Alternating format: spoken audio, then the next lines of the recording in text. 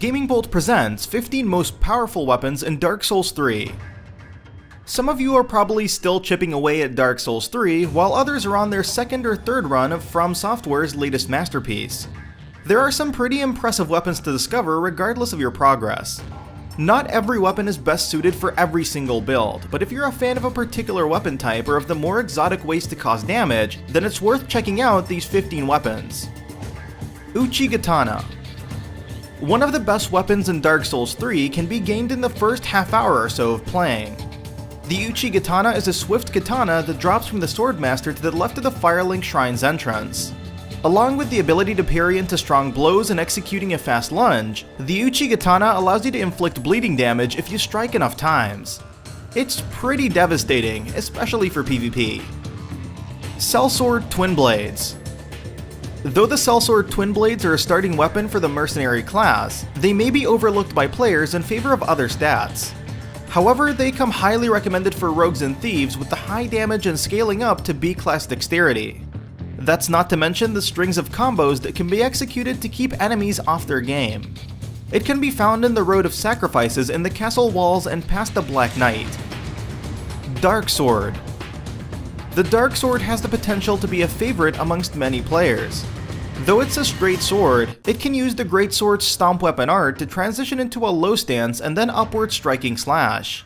It scales amazingly well, suits many situations, and comes off highly recommended for strength builds. Grab it off of the Dark Wraiths and Farron's Keep after defeating the Abyss Watchers. Murakamo. The Murakamo is a curved greatsword that requires a high amount of dexterity and strength to wield. You can find it in the Irithyll dungeon where it drops from Alva, Seeker of the Spurned. What makes it so awesome? Why, its signature ability allows you to spin in a circular motion like Link and then eventually move to a crushing heavy blow. Find a good crowd of mobs and go to town. Hazel Pick. With 100 critical and a 60 spell buff, the Hazel Pick is one of the more unique melee weapons in the game. Not only can it fight from close up, but it's capable of casting spells, making it quite the weapon to use during invasions. You can find the Hazel Pick either as a reward from the Rosaria's Fingers Covenant, or by invading Leonard's world later in the story after finishing off Aldrich and helping Rosaria. Arstor's Spear. Unique among the spears in Dark Souls 3 is Arstor's Spear, which can be obtained as a trade reward for the soul of the Cursed Rotted Greatwood and 1k souls. Along with a pretty decent moveset, Arstor's Spear is capable of poisoning enemies. You wouldn't think that a long-reaching spear is the best tool in that scenario, but you'd be wrong. Barbed Straightsword. The Barbed Straightsword is a unique weapon for its ability to break an enemy's guard to then transition into an upward slash which can then induce bleeding.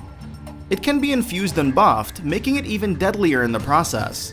If you're not a fan of the Uchigatana, then pick up the Barbed Straightsword from the Dark Spirit Longfinger Kirk in the Cathedral of the Deep. Irithyll Straightsword. In the Undead Settlement, you'll encounter a Frosty Outrider Knight who drops the Irithyll Straightsword. This weapon not only features a high attack speed and base damage, but can cause frostbite in your foes. Sure, it can be buffed or infused and requires Twinkling Titanite to upgrade, but it's still an excellent weapon that will perfectly service you through the game. Deep Battle Axe. After meeting the Dragon of the High Wall of Lothric, you'll venture into an area just beneath his fire-breathing self that holds a Mimic. Defeat the Mimic and it may drop a Deep Battle Axe for you. Far from being a starting weapon for the Warrior class, the Deep Battle Axe has been infused with a Deep Gem. There's also its skill, which allows you to boost your attack and stun enemies close by. It comes highly recommended for how easy it is to get. Zweihander. The Zweihander will probably be the first Ultra Greatsword that players get their hands on, and it can be buffed and infused. This will essentially be your introduction to the hard-hitting blows that make Ultra Greatswords so great, but you'll have to work for it. Find Greyrat in the Undead Settlement and have him head back to the Firelink Shrine. Hand him a Loretta's Bone and then buy the Zweihander off him for 6k souls. Crystal Sage's Rapier. Pyromancers and sorcerers take note. The Crystal Sage's Rapier is for you. With a high intelligence stat right off the bat and without infusion, the Crystal Sage's Rapier is also worthwhile for its high item discovery status. This comes in handy for fighting better loot as you go along. If that weren't enough, its attack speed and damage match up quite well to other rapiers with upgrades. Dragon Slayer Great Axe. Remember Cirrus? If you complete a questline that involves saving her from an invader, followed up by defeating the same invader in Irithyll Valley by yourself, you'll receive the Dragon Slayer's Axe. Aside from being Kraken's Great Axe in Dark Souls 2, the Dragon Slayer Great Axe comes imbued with the power of lightning. It can be infused, buffed, and reinforced with Titanite, but just make sure you haven't killed the Pontiff before helping Cirrus. Fume Ultra Greatsword. It may have received a nerf, but the Fume Ultra Greatsword is still one of the most powerful weapons in Dark Souls 3. Along with breaking through enemy shields, its weapon art is a heavy smash that can ruin enemies. Did we mention it looks awesome? Head to the Smoldering Lake and defeat Night Slayer Tsorig to make the Fume Ultra Greatsword yours. Twin Princess's Greatsword. Talk about work. The Twin Princess's Greatsword requires New Game Plus and the souls of the Twin Princes. Transpose it with the Ludleth once you get Lorien's Greatsword or Lorien's Holy Sword.